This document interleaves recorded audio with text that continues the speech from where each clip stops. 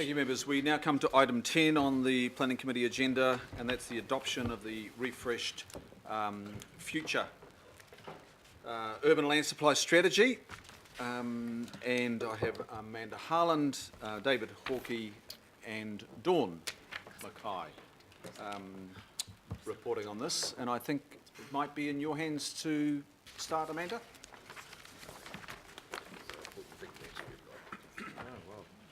That's a good idea. Thank you, Mr. Chair. I'm just going to present a few slides to introduce the item, just to recap on the process to date and where the deliberations panel got to with the feedback. So the purpose of this report is to provide a summary of the feedback received from public consultation on the refresh of the future urban land supply strategy. It outlines the deliberations panel's recommended changes in response to the feedback, and it seeks adoption of the refreshed future urban land supply strategy. The strategy was adopted by Council in November 2015, and it is part of Council's wider approach to managing growth. Its purpose is to provide a strategic and proactive approach for when future urban areas will be ready for development. The strategy, 2015 strategy, had approximately 11,000 hectares of future urban land and an anticipated dwelling capacity of around 110,000 dwellings to be sequenced over 30 years. Significant changes to the future urban areas occurred through the adoption of the unitary plan last year. And these were particularly around increasing the size of some of these areas, live zoning parts of others, so that now we have approximately 15,000 hectares of future urban land with an estimated capacity of around 137,000 dwellings. A refresh of the strategy was therefore required to ensure that it reflects the unitary plan development opportunities. It was also an opportunity to align the strategy with recent technical work that had occurred over the last 18 months, and that is particularly in terms of the Supporting Growth project, looking at the transport networks within the future urban areas.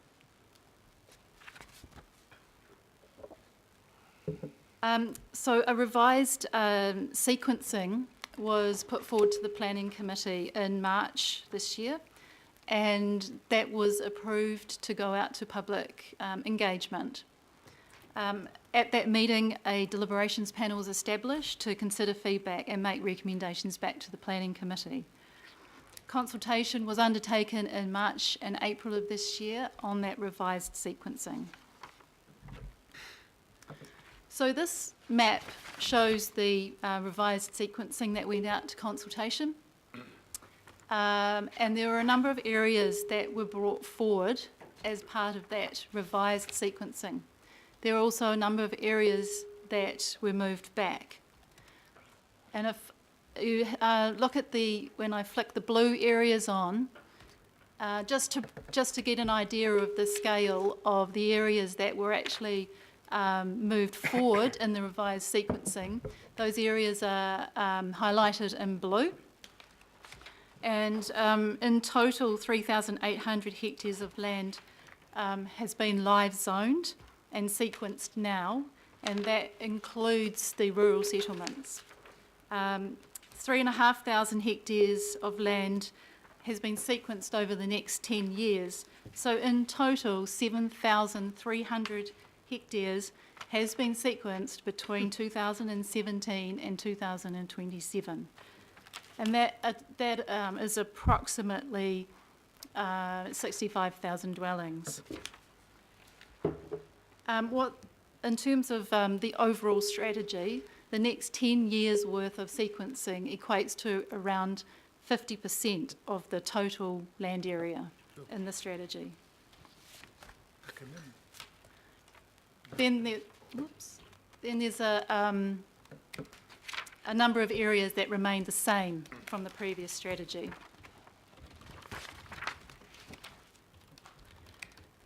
So in terms of public feedback, we received 191 pieces of written feedback and 3 petitions. Feedback was also received from the local boards and mana whenua. There was overall support, as with the previous strategy, there was overall support for having a strategy and having the sequencing. However, most feedback requested areas to be brought forward, and pretty much every area in the whole strategy was requested to be brought forward. Conversely, there was some feedback that requested areas to be put back in sequencing and timing, and there was also feedback that areas should be planned holistically rather than in an ad hoc way. So after considering the feedback, the panel recommends that the proposed sequencing be retained for all the areas, with the exception of Takanini, future urban area, being put back to the final part of the 30-year sequence due to significant geotech and flooding constraints, and an area in the vicinity of Cosgrave Road be brought forward. They also recommended that additional explanation in the text of the strategy to explain how structure planning and monitoring would be undertaken. They felt that that could be made a bit clearer. So the fundamental reasons for recommending the changes to the strategy include infrastructure constraints and uncertainties, and the need for holistic structure planning to occur prior to land being ready for development. And they emphasised that through the structure planning process, once all the information is understood and the urban form and the infrastructure constraints are fully understood, that there is the option to look at bringing areas forward as appropriate. And generally the sequencing will be along the lines of the future urban land supply strategy, but there may be reason to bring areas forward for development once that structure planning has been undertaken.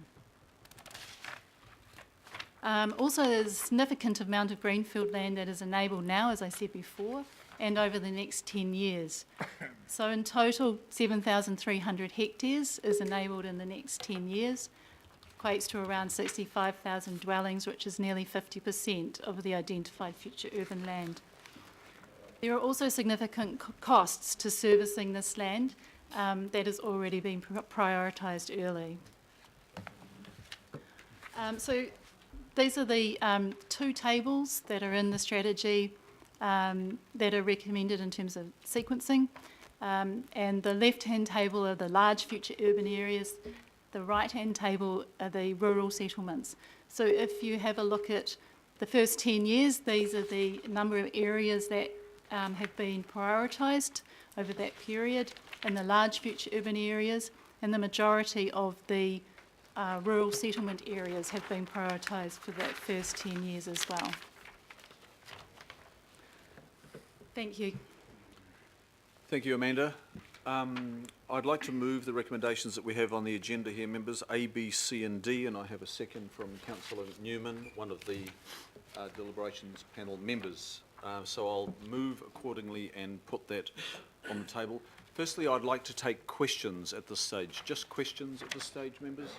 I have a question from Councillor Newman. Amanda, thank you. Over here. So I was part of the deliberations panel. My question, in the unitary plan, the structure plan guidelines in Appendix 1 talks about having regard to strategies, including the future urban land supply strategy, but it doesn't necessarily require that there will be compliance with the future urban land supply strategy. Is that correct? Yes. My question, therefore, in relation to Upper Orewa area, because there was reference in, and it's set out in attachment B, at paragraph 9, the request to move the reference to resource consent process and to sequence. If there is no requirement to comply with the sequencing of the future urban land supply strategy? And if a location is infrastructure ready, is there really any relevance in maintaining the reference to the resource consent process if the site is ready from an infrastructure perspective? So I guess there are two parts to that. Firstly, the panel felt that the infrastructure wasn't really ready in that I was a northern part. minority in that position. In that area. So particularly, I guess, in terms of the transport load on the network, the fact that that area of land is now part of a larger future urban area that would require structure planning to understand how that area fits into the wider network and wider context of the other future urban areas and its connections to the existing urban area. And there was a second part I've forgotten, but basically the panel felt that it would hold off until the results of the hearing was understood, and that it would then adjust the future urban land supply strategy sequencing to reflect that. Now, there is the possibility of just including that area as part of the wider sequencing for the wider Wainui East area that's sequenced later. But the panel felt that we should really wait until the outcome of that process is known. Just to follow up, Mr. Chair, though, it is the one location in a future urban area that has a hash over it with a note, reference to a resource consent process. So it's quite an extraordinary reference. And also, it's not necessarily germane to this discussion if the discussion is about infrastructure-ready locations. It might not be a location that we want, but if it's a location that's ready, then a question whether actually we should be making that specific reference to that particular location, given this is not a resource consent process. This is about a sequencing process to align locations with infrastructure-ready locations. I reserve my right to speak. You will. Thank you. Questions, members? Okay, I will take them in this order. Firstly, Councillor Wayne Walker, Councillor Filipina, Councillor Cooper, and then the Deputy Mayor. She knows I'm right. Councillor Wayne Walker. So, got a few questions. First off, in the recommendations, there's the tie between the sequencing and it says future long-term plans. And obviously the long-term plans are going to provide the money for the infrastructure. So am I to assume if there isn't money available in the long-term planning process for infrastructure, that an area doesn't go ahead?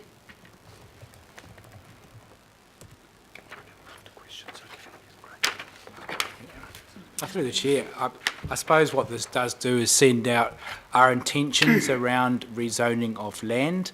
If sometime in the future the long-term plan doesn't have the infrastructure in place, in effect, I suppose the infrastructure won't be in place. So in effect, you will have different outcomes for that area. And I suppose what the linkage tries to do in this is showing our intentions to provide that infrastructure to allow these areas to be urbanised. But that is a decision, I suppose, for future councils in the long-term plan. So they may decide that they don't want to do that. However, this, I suppose, strategy does not lock in future councils. It signals an intention of what we think would be a good outcome for Auckland. Okay, my reason for asking this question is that there should be a incredibly powerful link between our intention to make land available and the money that we've actually got available to fund that infrastructure. And I'm not talking about money that's just available from the developer to fund the infrastructure in the vicinity, but the wider infrastructural needs. So that relationship, is it very clear to people? Through the chair, I think it is clear. I think that is the essence of why we are doing sequencing, is that we have made statements that we can't afford to provide infrastructure everywhere in Auckland.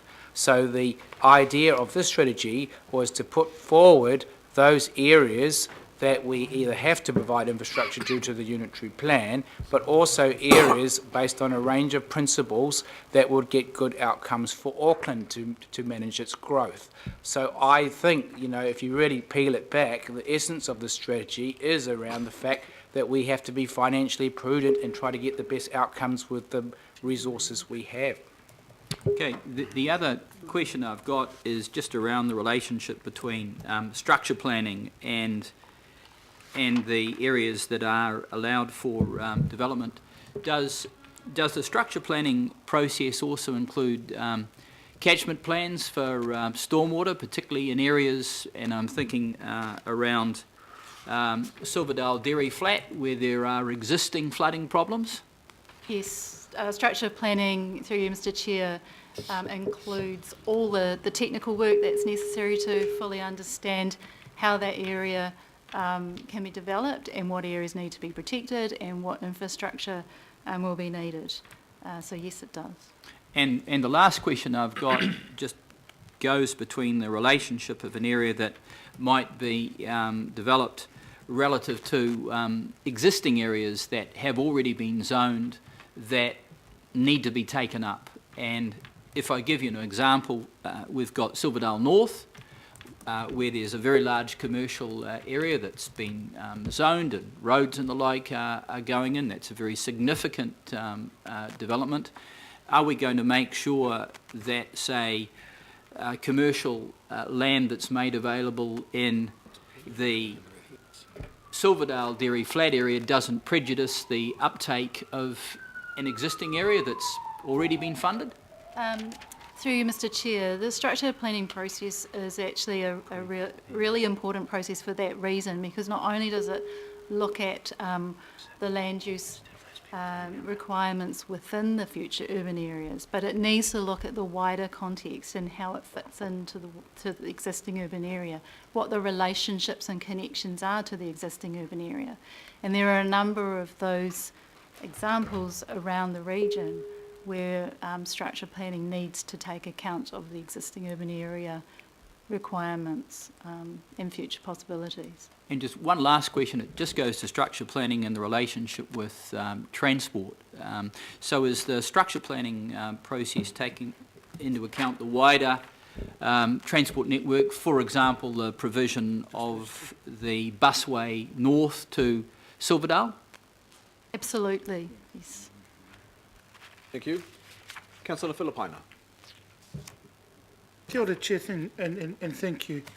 My questions are around the engagement, and I see under 19 of our page 33 that recommendation B was to approve a targeted public engagement. So I was a wee bit surprised when Councillor Casey pointed out on page 117, European 114 people, Māori were 1, Asian 23, but ethnicity other 1. And that's on page 117. You have a look at it? And I see on so it was a targeted, targeted public engagement, and I see there were only 7 public drop-in sessions. So have there been any lessons learnt around the lack of Māori engagement and numbers, and also Pacific around it? Because, I mean, I don't see the southern areas with drop-in centres where there's and even out West Auckland, where the population is high in regards to Pacific. and Māori, and I'm not mentioning a mana whenua because I've read the document in there, because I'm just a wee bit surprised that there was only 7, and you know, why wasn't there the ones out in Otara? Why weren't the ones out in Māngere? Why weren't the ones out in West Auckland? So that's just one question. Amanda? Through you, Mr Chair, I take your point. Yes, the stats there reflect a low turnout.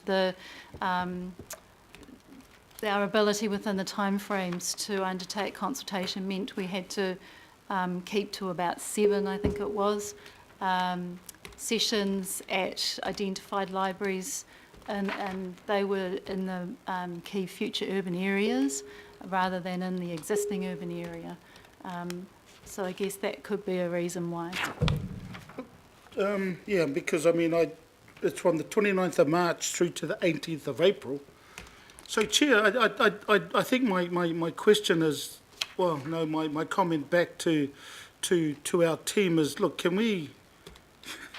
I mean, there's a hell of a lot of people that have been missed out. I understand it's only between these times, but when you look at the demographics in regards to Māori Pacific, that's my issue, and there has to be lessons learned, because there's been a few other occasions around the engagement of our community has been lacking, and it's disappointing. But aroha mai, I will move on. Chair, there's also on page 116 of our agenda, and there's 2 local boards here, Māngere, Otahuhu and Manurewa. Now, those are the 2 local boards from me reading the feedback from attachment D. And these were the only 2 that raised the affordability issue. So whereabouts in the document, and I spoke to the chair earlier before the start of the meeting around the affordability issue with homes, and obviously we're not in the legislation around the SHAs anymore. So where is that in regards to this? And it, if you also bear in mind item 13 around that particular issue, so where are we at in regards to affordable housing? Because it is crucial, and Councillor Casey again pointed out there was an ability for the governing body to have a look at that affordability issue through the unitary plan process, and I may have voted against putting that into the unitary plan. If that's the case, well, you know, my apologies and my bad. But, you know, so where are we with that, through you, Chair? Amanda?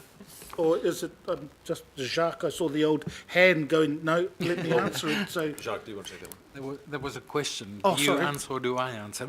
Seeing I'm speaking, I'll answer.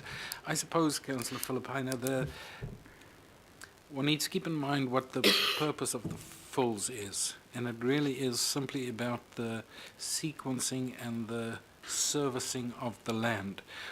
What happens on the land once it is live zoned, that is a completely different matter, but that is not what this document deals with whatsoever.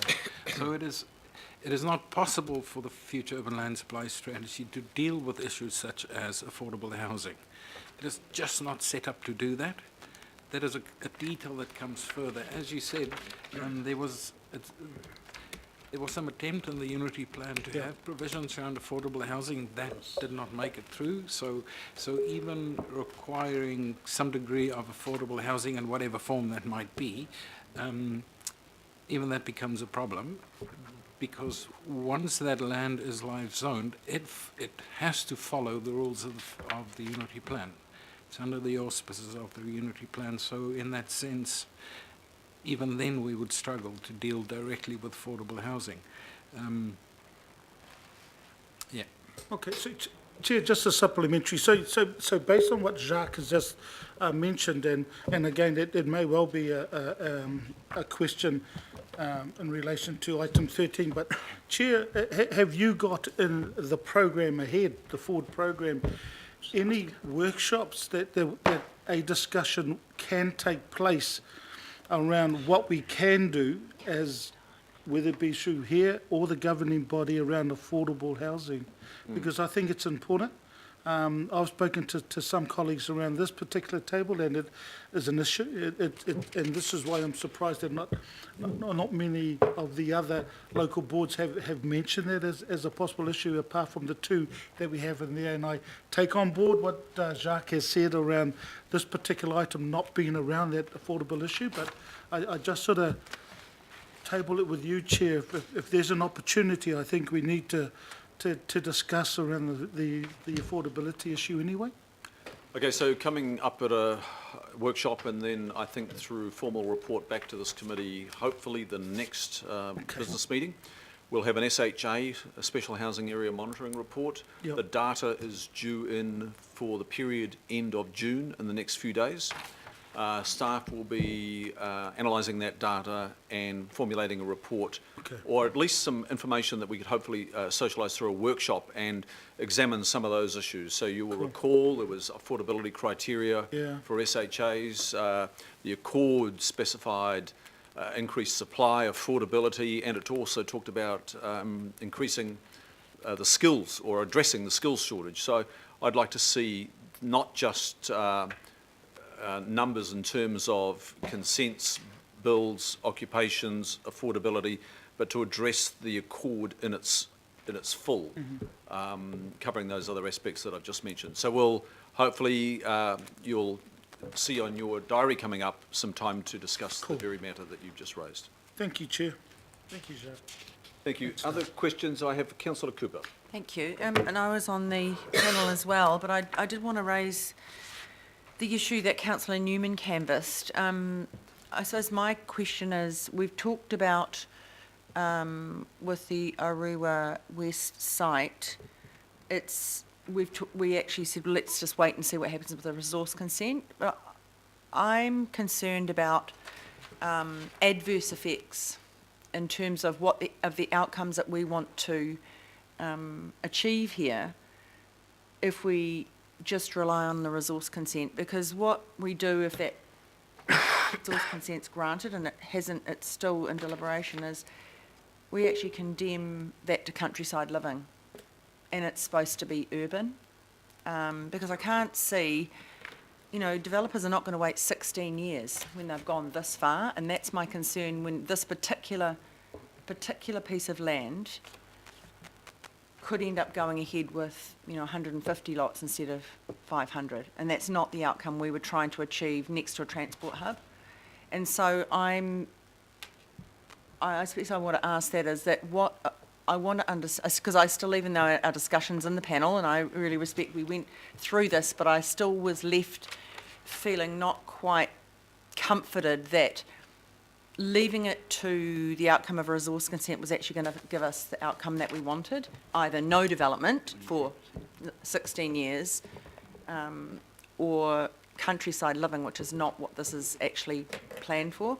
So I guess that's where what I want to understand a bit better. Can I just ask, I've had questions from 3 members of the deliberations panel, and I'm aware that the panel received 2 emails with the final draft, wasn't the final draft, it was a decision version for feedback, and then there was a second email also asking for feedback. Did the members that are raising those questions now, who were part of the deliberations panel, provide feedback at that time? Because my recollection is only member Namani as well as myself provided feedback. So I'm just saying it's a little bit odd at this stage to be providing that input if the channel which was formally provided was not taken advantage of. Mr. Chair, I have no issue with the written report. No, neither do I. The written report is an excellent report. I raised questions when we deliberated on the locations, and I continue to raise those questions today at that location. And same with me. That's fair enough. I have further questions. So can I get the answer? Because I do want to know what happens if we get that perverse. I don't think we're doing this to get perverse outcomes. We're doing it in good faith to stage growth, But this is quite different, and that's my concern, and I'd really like to answer, because I think everybody needs to understand that. I mean, it may be that it's, you know, Amanda, can you reply to that? Through you, Mr. Chair, I understand what you're saying, and I guess there is a risk in deferring the allocation of a sequence, and I guess the obvious sequence would be, if there wasn't a resource consent process in train, the obvious sequence would be the later sequencing along with the other areas, but given the history of the site, there is a risk that it could go to lower density development if the landowners chose to go down that path. But the future urban zone was not intended for countryside living. It's intended as an urban zone. Countryside living is not an urban zone, it's a rural zone. right. So, yeah, as I said, given the history of this site, there is that risk still that it could go to lower density. So I guess that's the nub of my question, is why would we risk that? That's, yeah, thank you. Okay, thank you. Councillor Cashmore. Well, thanks, Mr. Chairman, and acknowledge yourself and the panel members who do this work. It's not easy. I was involved with yourself and Councillor Cracks in the first term, and it was certainly challenging. My question is purely, Amanda, or Dawn, around the structure planning process and how people who are not currently zoned in the first or second tranche can actually have a chance through a structure planning process to move it forward, which seems to be where the contention tends to be coming from. And I'm giving specific reference to, say, Helensville and also to Drury. So what sort of timelines are we expecting on those two particular case studies? So from the structure planning to the plan change to live zone. Through you, Mr. Chair, what we've always said with the structure planning and plan change process is that it would take around 3 years to do the structure plan process and complete what effectively would be like the first stage of a plan change to release development for, release land for development and implement a live zone. So that we've said around 3 years, but depending on the scale, and you mentioned Drury, which is part of the south wider structure planning process that's been signalled. It is a very, very large area to be structure planned. So that 3-year process, just a guide, given it is an extremely large area, we don't know how long that's going to take. It will probably take a bit longer than the Whenuapai process given its scale, but what we aim for is that within that 3-year period.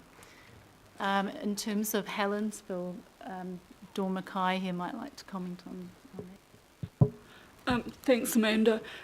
I think there's also the issue of scale as a converse. So the Helensville example is quite a small piece of land. So, and my understanding is that there are a number of infrastructure issues, which meant that the timing has been put in that 2023 to 28 period, so that solutions for those can be found. But a structure planning process for a smaller area of land can be less than obviously the much more complex picture that you're going to get in a large area like the south.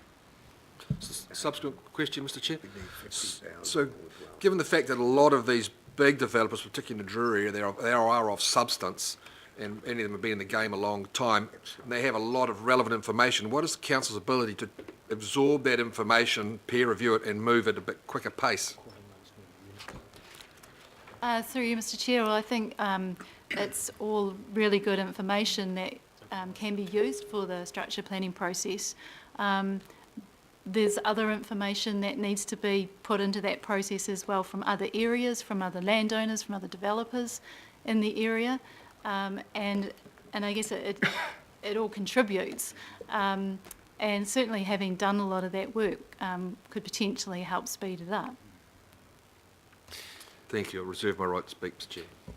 It's probably worth noting that is exactly what happened with Whenuapai. So there was quite a bit of information already there, and a number of the developers had information, and that made the whole process go a lot faster.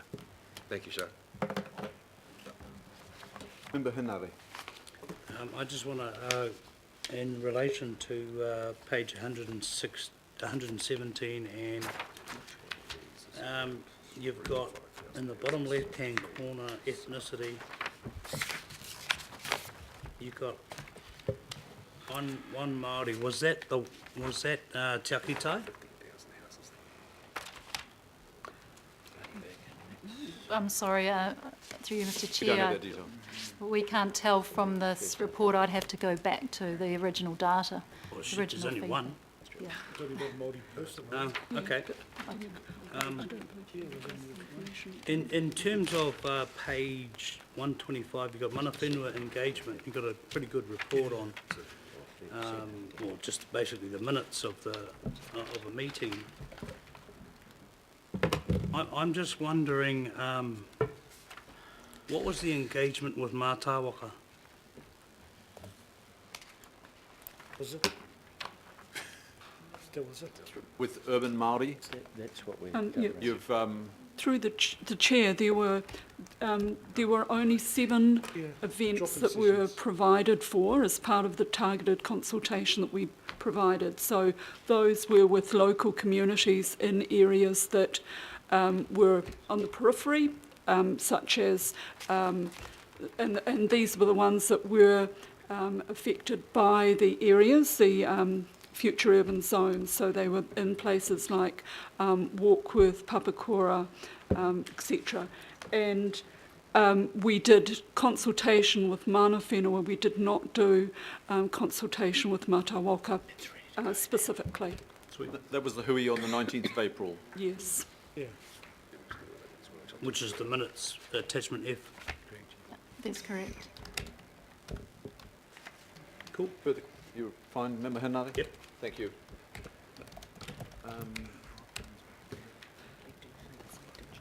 Any other questions, members? Members, I'm going to just open this up and speak to it myself as a member of the deliberations panel. Firstly, I want to acknowledge the staff. I just want to foreshadow that I do have an amendment coming, Councillor Sayers, so not ignoring you. There is an amendment coming, and I might refer in part to that amendment as well.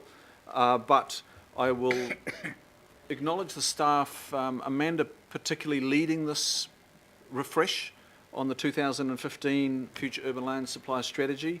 I really want to acknowledge some superlative work that you've done, trying conditions. Dawn in support, David leading the infrastructure strategy team. But there's been quite a team, and it's taken a lot of quality human resource to get this far. In the strategy team, Tanya Mead, Elisa Jones and Murray Cameron, Luke Carey, incredible head for numbers that man has, Andrew Beer, and not forgetting our infrastructure partners who have applied themselves here as well, Auckland Transport through Gavin Smith, NZTA on behalf of the government agency, Craig Mitchell there, Watercare, our CCO, Chris Allen, and in our Healthy Waters team addressing stormwater issues, and they were considerable in the south of the city, Andrew Chin and Lisa Dawson. Plus my colleagues on the panel who include Councillor Newman, who has seconded the motion, Councillor Cooper, thank you, Councillor Wayne Walker, appreciate all the inputs there, Member Namani from the Independent Māori Statutory Board, and Councillor Dick Quacks in part as well. So the panel was established by resolution of us all here, as was the process. It was clearly outlined. We signed up for it. We have only conducted our business as set down by this committee. And we have made our recommendations here to you today for, hopefully, our collective adoption. It's been, I'd have to say, an open and transparent and inclusive process all the way. And we've received, as Amanda has pointed out, 189 written submissions.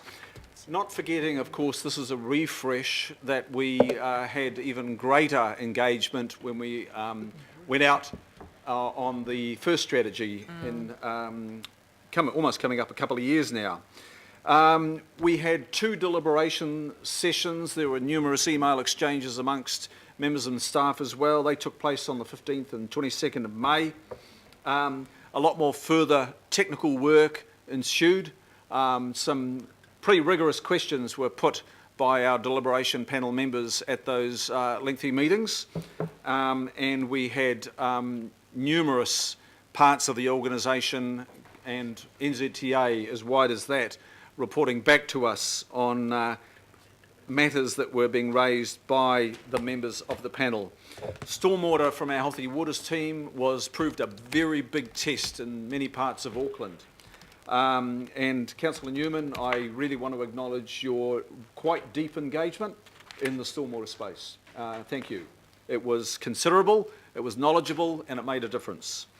In the water and wastewater area as well, transport, huge demands there, and how to connect up these future urban areas to the core of Auckland where jobs might be, and where people just need to connect to. Either employment, it could be recreation, it could be education. But it is one network right across Auckland. We don't live in just in isolated parts of Auckland, that's for sure. So this falls, as I mentioned, updates the 2015 strategy, and it results, we had to do this because of the significant changes, and they're quite considerable changes to the future urban areas brought about by decisions of the Independent Hearings Panel and ultimately ourselves here at the council table on the Auckland Unitary Plan last year. And that resulted in the need to undertake this. The final FULS has been developed with an assumption that we'll be reaching by 2047 a population of 2.4 million. And is that enough? We might be asking ourselves. Well, we shall see, because the Department of Statistics quite recently are seeing us hitting 1.7 million maybe later this year, a considerable early target. And I think from memory, the 2035 target looks like it of 2 million is going to now be hit in around about 2028. That's 2 million, originally 2035, maybe in 2028. That's an indication of the phenomenal attraction problem that we have created for ourselves in Auckland, and the phenomenal growth problem that is coming with that attraction problem. We completed this FULS, and when you combine it with the Auckland Unitary Plan, and you'll see in a later report there is reference to 95% of the Unitary Plan is now landed and operative, and only 5% of it is subject to appeal, be it judicial review, High Court or Environment Court, and we're working through those. But when you combine it all, we have certainly lifted the lid on land supply in Auckland for development. It's been made necessary because of this insatiable demand for housing and overall growth in Auckland, but not forgetting just housing, we have got to create employment for people, and we've got to create communities for people along the way. It is not just about opening up the land. It cannot be ad hoc as in the past. We are the first city in New Zealand that has embarked on such a long-term view. And I would suggest now that land supply, with the landing of 95% of the Unitary Plan and the future urban land supply strategy today, is not the key issue. It is about building on that. The development has now been made feasible. We've got to now embark on the next chapter and enable development. And that will be a big task as well. There's no shying away. So the FULS gives landowners, developers, investors across Auckland a clear view of a 30-year pipeline of supply, a 30-year horizon. And ultimately, this strategy will give clear and greater certainty to all of those parties, not forgetting current Aucklanders and future Aucklanders who require homes, who require jobs. So we have undertaken a rough infrastructure, or a rough order of costs for infrastructure moving forward, and you'll see it updated there in the strategy, of $20 billion. $20 billion. Now, it's fair to say The good lion's share of that is not budgeted for. And that hinges back to an earlier item that the Mayor just spoke to before. This is all interrelated, as is ATAP, of course, and we have tremendous challenges on our plate. But keep in mind also that $20 billion of capital comes with some $40 billion of operational expenditure over future years, none of which is budgeted for. It really draws some focus on the enormous challenges that we have before us. While we have got over one hurdle in adopting this strategy today, it has really opened up the challenges that are before us in the next decade of budget, 2018-28, and the decades beyond, for Aucklanders all. They are phenomenal challenges, unseen in Auckland's long and grand history to date. So members, I will be commending, and I do commend, with the support of Councillor Newman and the panel members, that you adopt this strategy today. It doesn't suit all. People have made investments in land and they have thought that they would make the cut. For various reasons, well examined, they have not. But they may in the near future if we embark on the necessary structure planning. Not everybody's land can be included. It's just that way, but I assure you members, very keen examination of all those submissions has been undertaken. And while I acknowledge Councillor Sayer's good representation of his constituents, it is too late in the piece to make changes at this time. Those changes should have been telegraphed well before, and they were through the submission process. The deliberations panel have comprehensively, with the staff, examined all those submissions, and we have landed this recommendation for you today, and I ask you to lend your vote of support to adopt the future urban land supply strategy for the next 30 years. Thank you. Do I have other speakers? Oh, well, I'll go to Councillor Sayers in the first instance, actually. Councillor Sayers. Yeah. Thank you, Mr. Chair. So we've got that amendment up there.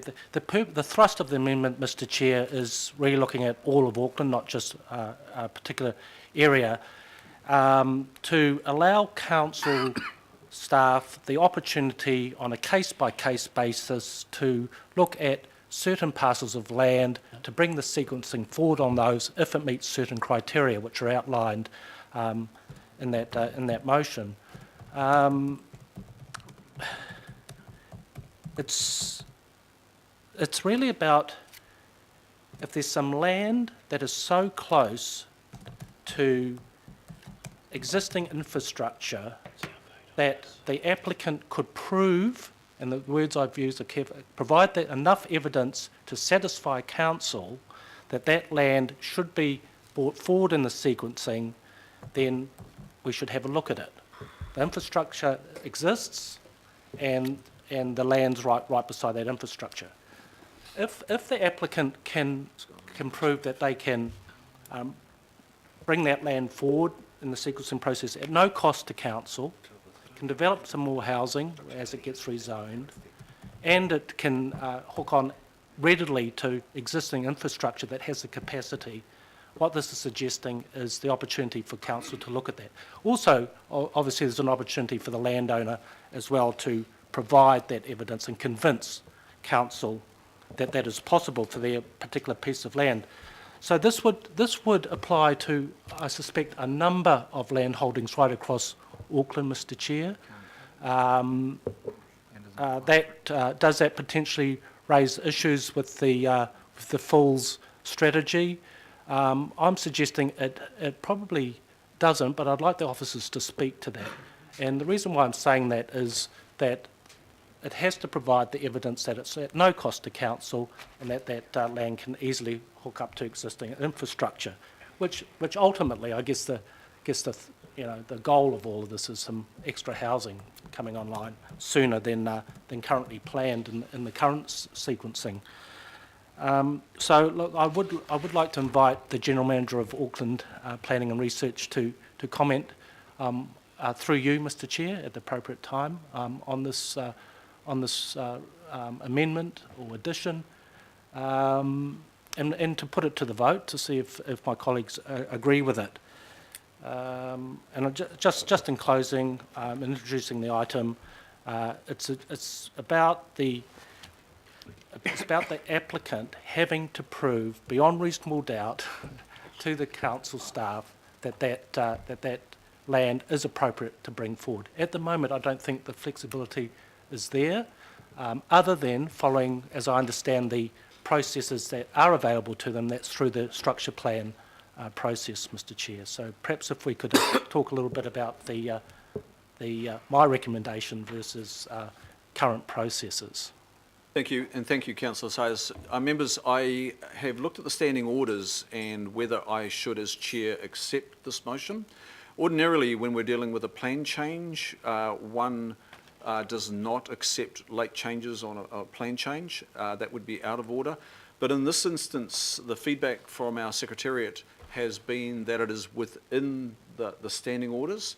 So I accept it, but I also remind the members of the thorough process that has gone through, the opportunity for public feedback, and I've also, at the outset of this meeting, I indicated that I declined in the public input part of the agenda, Mr.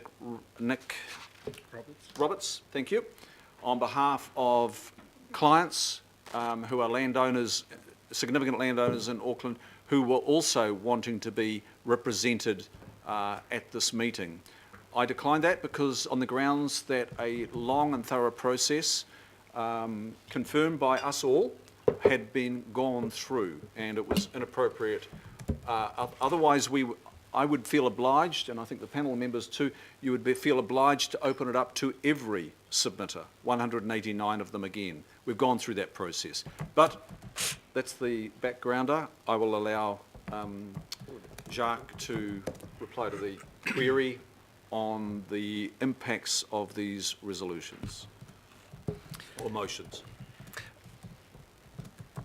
I suppose I have to go back to the principle of why we are doing and have done the future urban land supply strategy. And a key reason for that is because the way that we've done things in the past has not always worked. We needed to find another way of doing it. Another key element is that the amount of land that we are talking about in terms of the future urban zone is nothing like we have ever seen in Auckland before. Simply the scale of that land, and therefore the size of the bulk infrastructure investment to be able to service that land. We are just talking about a completely different scale of things, like we've never had before. So I understand what you are saying in terms of a piece of land that may be relatively close to or adjacent to an existing urban area. However, I suppose there is the fairness approach in the sense that we have to treat all landowners equally. And therein lies the difficulty, because someone might be a small landowner versus a very large landowner. How do you keep the fairness in all of this? One of the key things that we have learned that because of the size of the land that we are dealing with, smaller, so you're right, the only way that the evidence really can be provided in terms of the impact, mainly through the infrastructure, of live zoning land is through a structure planning process. So a landowner may have a view in terms of whether there's any impact in infrastructure impacts and costs that would fall to the council. But of course we can't just take the view of a landowner. We need to be sure that that is the case. Often there are impacts that go beyond the site. So for example, transport, often it generates greater traffic, and that has to be accommodated further down the side, and you need road widenings and that kind of thing. So we need to be comfortable that there there are either no costs associated or that would land with the council, or that we can actually deal with those. So when you start looking at those kind of sites in isolation, one of the problems we do have is, because of the interrelationships and because of the size of the greenfield that we are talking now, we may very well be back to the stage where if you look at them individually, they do not form a whole picture. And you start running into problems with solutions that work for some sites but not all sites, and the issues around interim solutions and whether it is a double costing for in the future again. So in that sense, and bringing that back to the equity and the fairness, I think we start running into problems when we deal with small sites and start assessing whether they have impact in terms of that site versus the larger whole. And I really do think we need to, the whole purpose of the strategy was that we can put a logic in the rollout of infrastructure, and because of the costs associated with that, as Councillor Darby has said, the costs are massive. I think we just need to be really careful through an attempt like this, not to end up going back to what we used to do, which is there is no necessary logic in how we approach this and what we are then committing to in terms of the infrastructure rollout. We also have to remember, if I remember the number, I think it was 26%. So a quarter of the future urban land has already been live zoned, either through the Unity Plan or through SHAs. So there's a commitment that has been made now. We have to service that land. And so we always, if one looks at bits of land, it is all great if there may not be a major cost associated with our part of that. But there's the bigger picture in terms of there's only so much that the council can handle in terms of costs. There's always all these commitments that have already been made, and we just keep on adding to those. So it has to be seen in that context. Thank you, Jacques. Amanda or Dawn or David, do you have anything to add regarding the motions? There was a request from Councillor Sayers, and I acknowledge that he invited through the staff. chair, I suppose just to emphasise what Jacques said, the attribution of cost is very difficult. You have a big area, it seems like it's only a cost for that site, but I suppose the externality cost for an area can be significant. One of the key reasons that I suppose we're recommending structure plan holistically for an area is that you can look at these things more broadly and piece together the best outcome. So that is the essence, one of the essence of the strategy in terms of its principles, that you look at a range of opportunities together, you seek something better, that you might get better densities. If you start to do bit by bit, you'll probably get unintended consequences, so there's a risk with that. Thank you, David. And Jacques again. Could I maybe just add another point? So, of course, in terms of the funding of the infrastructure, and that is a major constraint, but it may also very well be once you have done the structure plan and you understand the whole and what it takes to service that, all the funding does not necessarily need to come from the council, of course. We can make arrangements with the developers in terms of that funding. So the strategy does actually allow for that.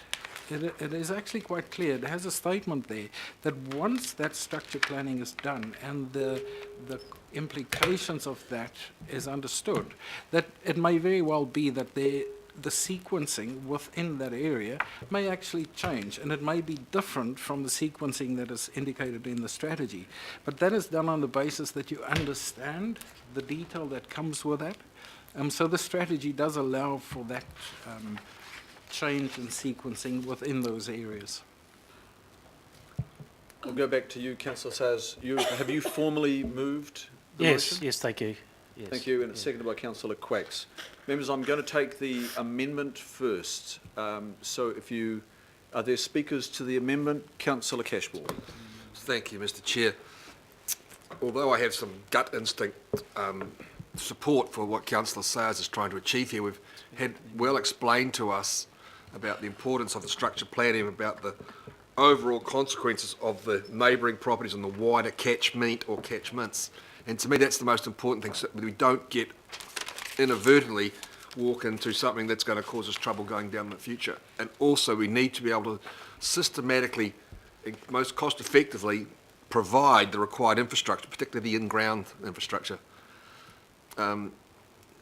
Through the structure planning process, the comprehensive structure planning, we can get a good idea of the overall interdependencies and consequences and advance adjacent properties as what Councillor Sayers is trying to achieve here. So I think through that structure planning process, we probably have a preferred methodology that is more comprehensive and potentially sustainable and resilient than what we would have by doing sort of bespoke, siloed type advancements. So I will not be supporting the amendment. Sorry, Greg. Thank you, Deputy Mayor. Councillor Cashmore. Sorry, Councillor Newman. Thank you, Mr Chair. If I can just speaking on the amendment, I asked the question of the staff at the beginning of the debate. It was a bit of a rhetorical question, but if the structure plan guidelines in Appendix 1 of the unitary plan apply, and they do, when preparing a structure plan, you take into consideration strategies such as the future urban land supply, but you don't necessarily have to comply with it. So there's actually means to do this already. Yeah. The test comes down to whether the infrastructure is in place, and if the infrastructure is in place, then it would happen. So I don't support the amendment because I don't actually think the amendment is necessary. What I do think is necessary, however, is for there to need to be an acknowledgement that the future urban land supply does not usurp the unitary plan, and the unitary plan has a process around the preparation of a structure plan. So the structure plan can take place.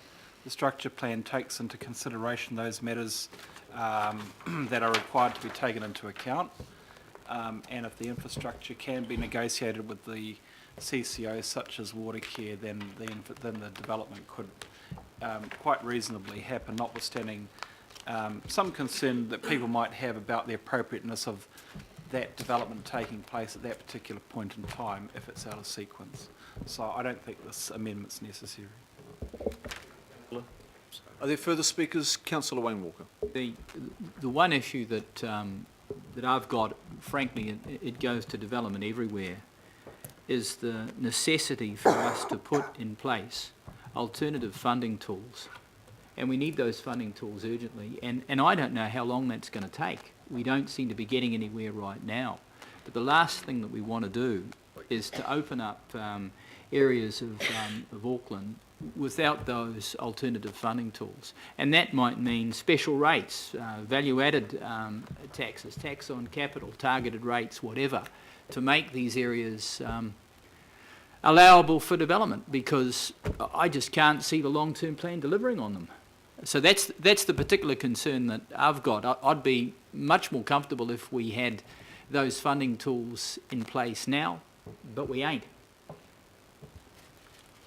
Thank you, members. Just briefly, myself speaking to the motion, I don't commend this motion for support, and I acknowledge the member for his work in this regard, but I would suggest this is the area that we need to move away from rather than to. We've undertaken a lot of ad hoc responses to land use planning in Auckland. Hopefully with the Auckland Unitary Plan 95% landed, and in a few minutes hopefully the future urban land supply strategy landed, we will start to work to a long plan which has got room for variation. As Councillor Newman has just reminded us, I would suggest that this is looking in the rearview mirror as to how we have behaved in the past. So I don't recommend you support the motion. There being no more speakers, I will put the... Just the right of reply, if I may, Absolutely. Mr Chair, just to close things. you don't get a right of reply on an amendment, I don't believe. Oh, you don't? Oh, okay. Under the addition. Then shall I speak? Sorry, you are welcome. Okay, so thanks. Very, very, very quickly, Chris. Appreciate the debate. that's occurred around this. But just to reinforce, this isn't about having to spend money on new infrastructure or having to raise new funding tools. What this is angling at is the infrastructure's there, it's got capacity, can be linked up to, and the ability for a landowner to convince council on its terms that it should be brought forward in the sequencing process. Thank you, Mr. Chair. Thank you, councillor. I'll put the amendment to the vote. All those in favour say aye. Aye. Contrary, no. No. No. Declare that lost. I'll move to the main motion. Are there further speakers on the main motion? This is A, B, C and D. Do I have further speakers on the main motion? Councillor Newman, I thought you wanted to speak to the main motion. You did indicate earlier. Well, Mr. Chair, yeah, look, I want to acknowledge the work of the staff. They've done a fantastic job in trying to synthesise a lot of complex information into a coherent narrative around this report, and the background information has been very impressive, so I do congratulate the staff. I would personally, Mr. Chair, like to think that in adopting a recommendation D, that there is an opportunity to revisit the reference to the resource consent in Upper Orewa for the reasons that I set out in my questioning. But I'm not going to pursue that beyond that particular comment. I do want to note, Mr. Chair, that look, I put my hand up to push back in relation to Takanini North because the evidence that was set out in the council's own submissions on the unitary plan in topic 017, Rub South, to the independent hearings panel, made it quite clear that the initial cost estimates for development in Takanini North for the notified future urban zone location was in the region of $300 million. And if you extend that to include land outside of the notified fuzz location at Takanini North within the Papakura Stream catchment, the cost estimate goes up to $500 million. And the updated information that we got from Healthy Waters at that location actually firms up that estimate of cost.